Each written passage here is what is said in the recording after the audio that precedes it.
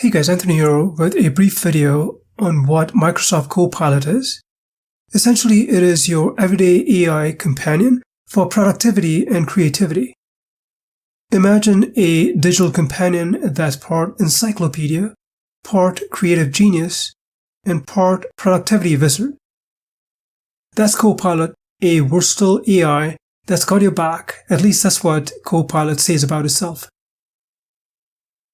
In fact, much of the content of this video was generated using Microsoft Copilot, and I've created a separate tutorial to show you how to do this.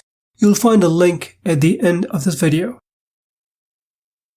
Microsoft Copilot was formerly known as Bing Chat. It's free to use, but they have a premium paid version.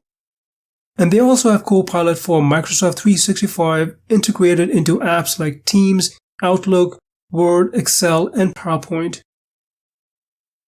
This is the Copilot web address or URL. You'll be required to use a Microsoft account to be able to get the most out of it. So for example, if you have an MSN or Outlook account, well, once you're logged in, this is what the user interface will look like. Now bear in mind that it's going through changes, so the UI may look a bit different depending on when you're watching this video.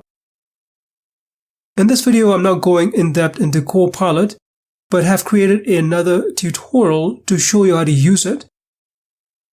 So let me start with the key features of Copilot. First of all, it's contextually aware. Whether you're writing an email or researching, it adapts to your needs. Secondly, answering questions. Ask Copilot anything from historical facts to complex math problems. It's like having a walking, talking encyclopedia. Thirdly, content creation. Need a blog post? Well, Copilot drafts it. Want an AI-generated image? Copilot's got your back. Fourthly, reasoning over data. Copilot doesn't just regurgitate facts, it analyzes data. It's like the Sherlock Holmes of algorithms, deducing patterns and producing insights. And lastly, it's web grounding. Copilot is web savvy, and it fetches real-time information, verifies sources, and keeps you informed. It's like having a newsroom at your fingertips.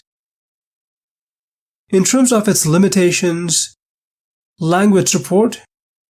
Now, Copilot primarily supports English and a few other languages like French, Portuguese, Chinese, Japanese, German, Hebrew, Spanish, Italian, and others, as you can see here.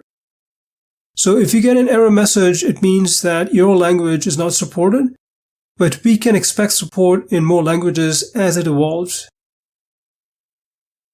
Feature gaps. Like I just said earlier, Copilot is evolving, so some features are still in beta, so you're most likely to find bugs. Enterprise-grade security. Copilot is secure, but like any digital companion, it has boundaries. So understand its data handling policies, and of course, don't share your deepest secrets.